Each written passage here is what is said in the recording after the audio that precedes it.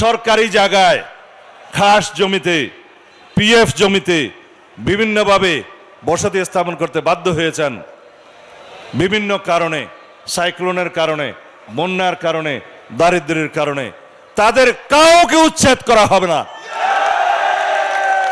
যাতে তারা ন্যায়ানুগভাবে সেখানে বসতি স্থাপন করতে পারে, দলিলপত্র পায়।